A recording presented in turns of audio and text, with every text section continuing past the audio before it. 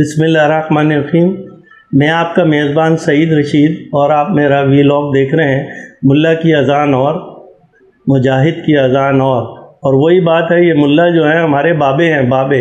तो वो जो स्लोगन है बाबों का खुदा और किताबों का खुदा और कुरान और सुन्नत के हिसाब से जो हमारा ईमान है वो बाबों ने हमारा 180 डाइवर्ट कर दिया। तो अब मैं हर वीलॉग में इस बात को कहूँगा कि बाबों का खुदा और किताबों का खुदा और। बहरहाल मैंने आपको बताया था कि मुज़ल्फ़ा के लिए हम ट्रेन से उतरे, वहाँ अनाउंसमेंट शुरू हो गई कि पाकिस्तान, इंडिया और बांग्लादेश के लोग, अब ये सारी स्ट्रेंथ मिला के तीनों मुल्कों की कोई 4 लाख बनती थी। अब ये हमें लेके जा रहा है और एक घाटी सी थी, पहाड़ी सी, उस पर चलना शुरू हो गए।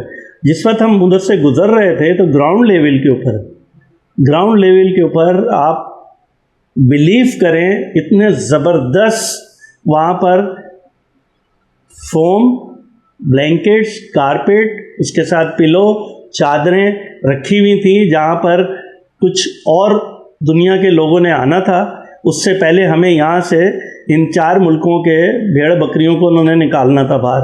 तो हमें जल्दी जल्दी करके उस जगह से हटा रहे थे ताकि वो जो बाद में वीआईपीज़ आ रहे हैं जिन्होंने 50-50 लाख रुपए दिए, 40-40 लाख, उनको वो कंफर्टेबल जगह दे दें। और इस बात का याद रखिएगा, मैं इसको रिवर्स फिर आपको बताऊंगा। वापसी में ये हमारा रिवर्स हुआ। जाते हुए वो मौजूद नहीं थे, सिर्फ उनके गद्दे, उनके शैले, उनकी सारी कंफर्टेबल पंखे, हर चीज़ एयर कंडीशन लगे हुए थे। और हम भेड़ बकरियां 3 मुल्कों की एक पहाड़ी की तरफ जा रहे हैं। अब पहाड़ी की जब हाइट पे पहुंच गए तो वहाँ कारपेट का कोई एक ढेर लगा हुआ था बहुत सारा, और हमें कह दिया गया इसमें से कारपेट उठा लें और जहाँ जगह मिले वहाँ बैठ जाएं। कोई लाइनिंग नहीं थी, कोई स्केच उन्होंने नहीं बनाया था कि एग्ज़िट वे कौन से होंगे, बाथरूम जाने के लिए कौन से रास्ते होंगे, किधर से वापस आना है, किधर से वापस जाना है, लोगों ने ट्रैवल किस उस पे करना है। कोई लाइनिंग, कोई मार्किंग, कुछ नहीं। और ये लाइनिंग मार्किंग तो इतनी मामूली चीज़ है कि अगर मेरे जैसे कोई बोलते तो मैं भी लाइनिंग कर देता कि इधर कारपेट करें, ये सेंटर से जाने की जगह छोड़ दें, इधर से आने की छोड़ दें, इधर बाथरूम जाने की छोड़ दें, इधर पानी पीने की जगह छोड़ दें, मगर कुछ नहीं। जो जहाँ जिसका बस आ रहा। और एक वक्त ऐसा आया कि अगर कोई पीछे चला गया, उसे आगे आना है, वो आगे नहीं आ सकता, जो पीछे खड़ा है वो आगे नहीं जा सकता, वो बाथरूम नहीं जा सकता।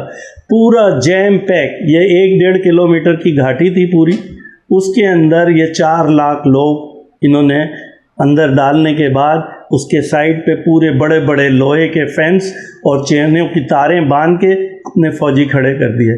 और मेरे एस्टीमेट के हिसाब से जब मैंने देखा जिस वक्त, तो मुझे ऐसा लगा 1.5 से 2 लाख है। मगर मैंने जब हज के जो मुंतज़मीन थे पाकिस्तानी, उनसे जाके इंटरव्यू किया तो उन्होंने, मेरे पास रिकॉर्ड है इसका, उन्होंने बताया कि 4 लाख लोग थे उधर मुज़ल्फ़ा के उस ग्राउंड के अंदर।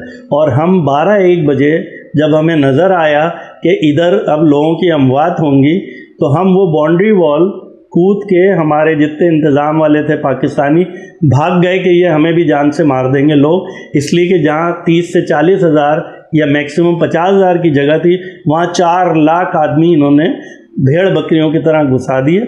और चलने तो मैं बहुत दूर की बात करता हूँ, खिसकने की भी जगह नहीं थी वहाँ। सब ऐसे जैम पैक हो गए, जिसको जहाँ तिल रखने की जगह नहीं थी, सब बैठ गए।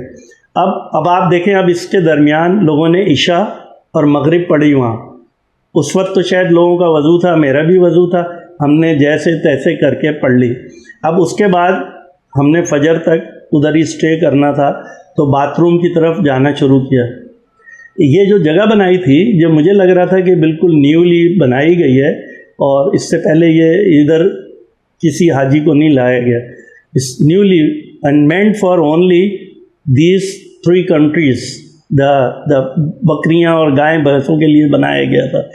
एक बिल्डिंग थी और उसके अंदर 2 फ्लोर थे। ग्राउंड फ्लोर पे लेडीज़ थी और फर्स्ट फ्लोर पे जेंट्स थे। और उसी तरह 10-15 टॉयलेट एक साइड पे थे, 10-15 एक साइड पे थे, और 10-12 वज़ू की वो थी लेडीज़ के लिए और जेंट्स के लिए।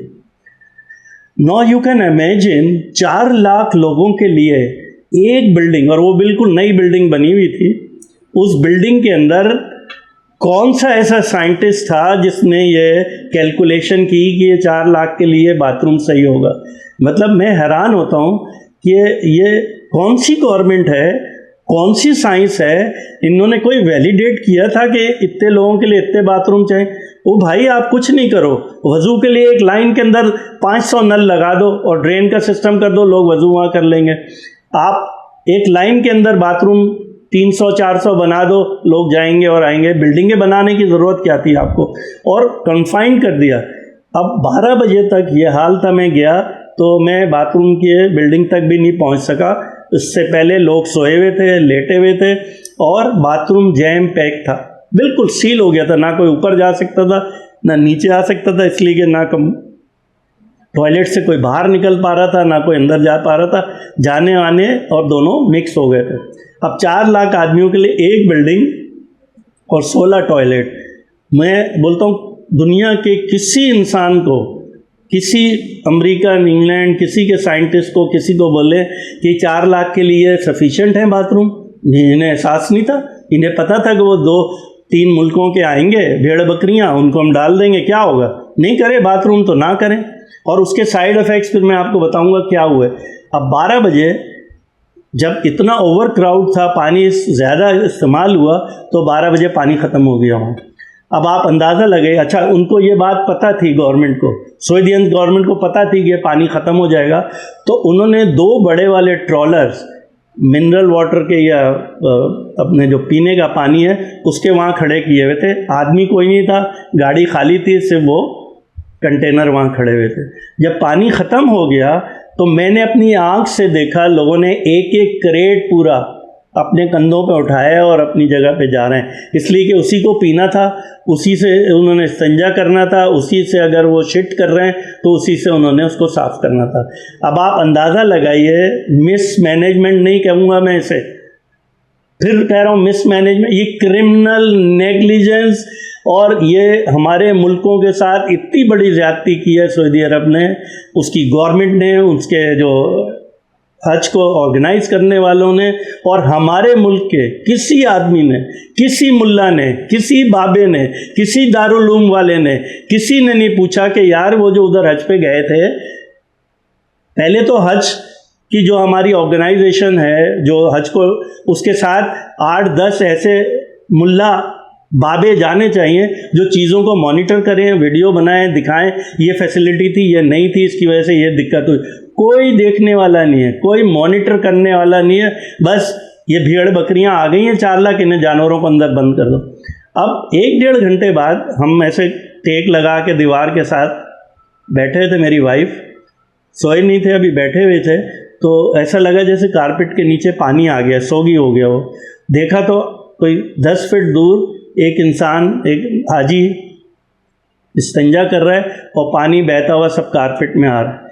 तो आधे से 1.5 घंटे के अंदर पूरे जो कारपेट से सारे सोगी हो गए। लोग जो बैठे हुए थे वो खड़े हो गए, इसलिए बैठ ही नहीं सकते, गंदा पानी, कोई इस्तिंजा कर रहा है, कोई वज़ू कर रहा है, कोई शिट कर रहा है, कोई कुछ कर रहा है। बाथरूम जाना बंद कर दिया लोगों ने, वहीं रोडों पे, कोनों पे, किनारों पे करना शुरू।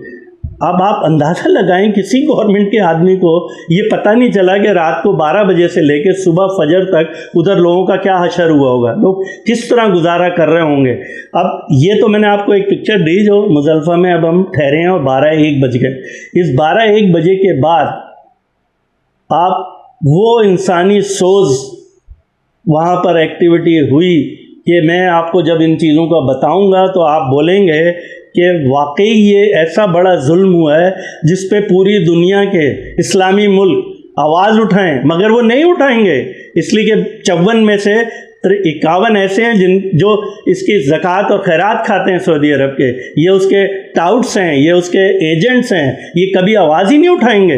क्यों आवाज़ उठाएंगे? वो $1 बिलियन पाकिस्तान को देता है, $1 बिलियन इजिप्ट को देता है, $1 बिलियन, ये सब खामोश रहेंगे और अपने लोग वहीं पे मरवाते रहेंगे। और फैसिलिटी 12 लाख रुपए देने के बाद हम गंदे पानी, सोग वाले पानी, शिट वाले पानी के ऊपर कारपेट पे बैठे हुए हैं। आप अंदाज़ा लगाइए, ये सहूलतों का मेयार है। और किसी ने चेक नहीं किया, किसी ने प्री ऑडिट नहीं किया, किसी ने ऑन ग्राउंड मॉनिटर नहीं किया और किसी ने वैलिडेट नहीं किया कि क्या 4 लाख लोगों के लिए ये बाथरूम। मेरे हिसाब से जैसी एक बिल्डिंग थी ना, ऐसी कम से कम 50 बिल्डिंगें वहाँ होती तो शायद ये 4 लाख आदमी मैनेज हो जाते। मुझे आज तक के लिए इजाज़त दीजिए। इंशाल्लाह मुज़ल्फ़ा का बाकी मैं आपको जो ज़्यादती और क्रिमिनल नेग्लिजेंस हुई अब अपने अगले वीलॉग में बताऊंगा। और आप देखिए कि मैंने अपना ऑब्जेक्टिव और मिशन उठाया है, वो उसकी मेन मकसद ये है कि मैं एक एक चीज़ पहले आप लोगों के सामने रखूं, फिर उनकी नेग्लिजेंस बताऊं, फिर मैं सिस्टम के फेलियर बताऊं, और फिर मैं वो चीटिंग बताऊं जो हमारे साथ, हम मुसलमानों के साथ, इन मुल्लाओं के साथ मिल के ये लोग कर रहे हैं। ये चीटिंग कर रहे हैं हमारे साथ कुर्बानी में, आबे ज़मज़म में, खजूरों में, मिना में, अराफात में, हज के सारे इवेंट्स में, मदीना में हमारे साथ चीटिंग कर रहे हैं और सिर्फ पैसे बना रहे हैं। $163 बिलियन हज और उम्रे से ये पूरे साल में कमाते हैं। हमारा टोटल डेप्थ है 110 या 120 का। $163 बिलियन ये सिर्फ इससे अर्न कर रहे हैं। जीडीपी 3 ट्रिलियन की है सऊदी अरब की। तो आज तक के लिए मुझे इजाज़त दीजिए। इंशाल्लाह मुज़ल्फ़ा फिर जहाँ से लोगों की शहादतें शुरू हुई, मैं वो आपको अपने अगले वीलॉग में बताऊंगा। और ये मेरी सारी वीडियो बारी बारी आप देखें तो आपको अंदाज़ा होगा कि मैं किस लिए ये रोड टू मैंने मक्का किताब लिखी है और मैं क्या बताना चाह रहा हूँ। और इसके बाद फिर मैं आपको बताऊंगा कि सुप्रीम कोर्ट में हम किस तरह जा रहे हैं और क्या चीज़ वो करेंगे। मेरे लिए भी सेहत के लिए दुआ करिए। अल्लाह ताला सेहत तंदुरुस्ती दे। अल्लाह हाफ़िज़।